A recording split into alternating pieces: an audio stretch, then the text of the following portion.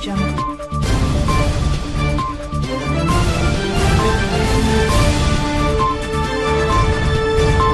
Audio Jungle.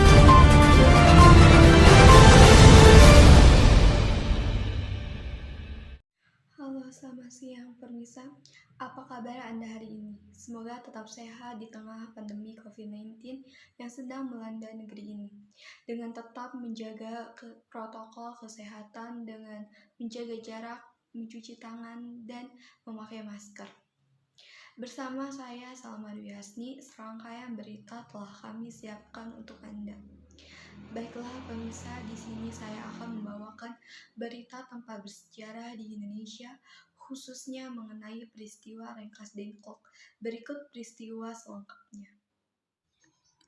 Sejarah peristiwa Rengkas Dengklok terjadi tanggal 16 Agustus 1945 atau sehari sebelum proklamasi kemerdekaan Republik Indonesia.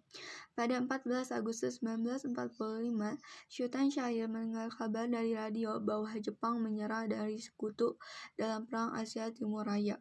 Syahrir segera menemui Soekarno dan Muhammad Hatta untuk menyampaikan kabar tersebut. Saat itu Soekarno dan Hatta baru saja pulang dari darat Vietnam usai bertemu dengan pemimpin militer tertinggi Jepang untuk kawasan Asia Tenggara, Marshaka Terauchi. Kepada Soekarno-Hatta, Terauchi menjanjikan kemerdekaan untuk Indonesia. Silang pendapat pun terjadi di antara ketiga tokoh bangsa itu. Syahrir meminta agar kemerdekaan segera dideklarasikan. Namun Soekarno dan Hatta yang belum yakin dengan berita kekalahan Jepang memilih menunggu kepastian sembari menanti janji kemerdekaan dari Dai Nippon. Soekarno dan Hatta tidak ingin salah langkah dalam mengambil keputusan. Di sisi lain, para tokoh muda mendukung gagasan Syahrir, yakni mendesak Soekarno-Hatta untuk segera memproklamasikan kemerdekaan. Kemerdekaan Indonesia yang datangnya dari pemerintah Jepang atau dari hasil perjuangan bangsa Indonesia sendiri tidak menjadi soal karena Jepang sudah kalah. Kini kita menghadapi serikat yang berusaha akan mengembalikan kekuasaan Belanda di Indonesia. Karena itu, untuk memproklamasikan kemerdekaan Indonesia diperlukan suatu revolusi yang terorganisasi.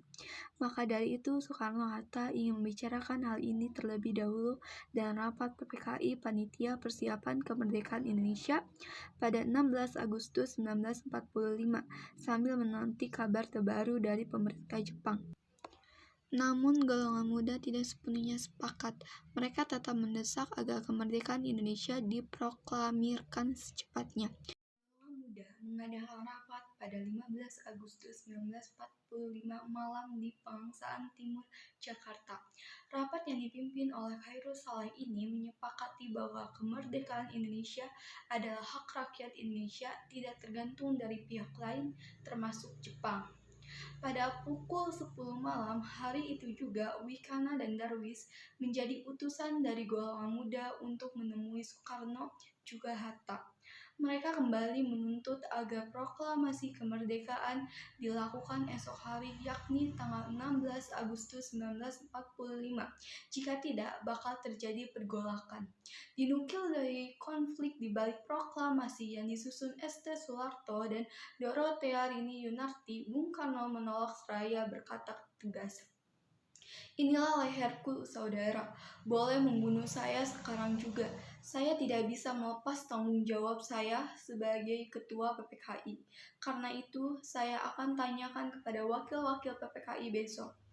Gagal membujuk Soekarno, golongan muda kembali mengadakan rapat.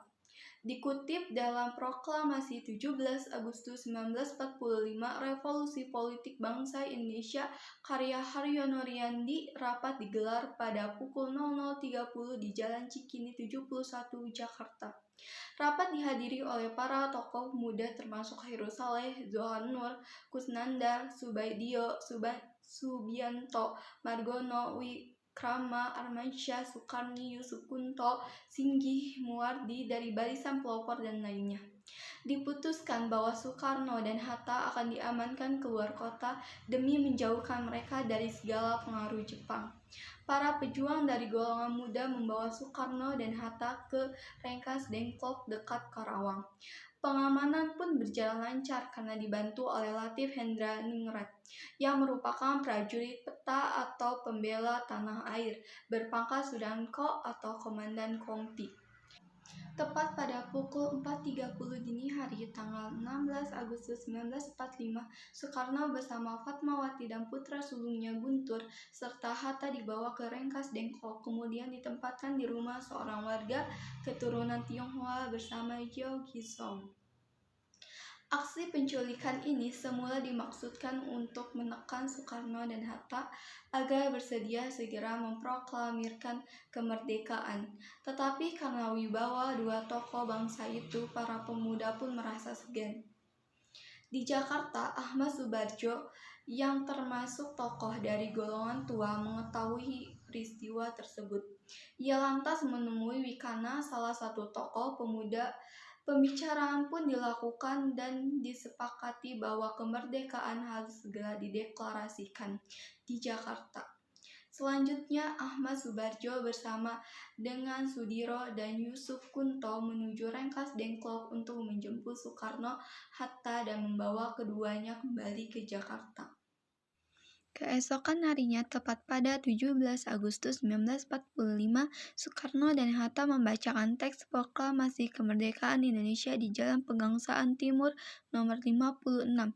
Teks proklamasi tersebut diketik oleh Sayuti Melik menggunakan mesin ketik yang dipinjam dari kantor Kepala Perwakilan Angkatan Laut Jerman.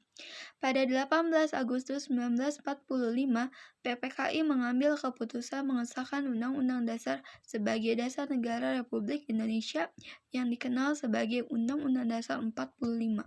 Informasi yang dapat saya sampaikan mengenai tempat bersejarah di Indonesia, khususnya mengenai peristiwa Rengas Dengklok. Saya Salma pamit undur diri, selamat siang dan sampai jumpa.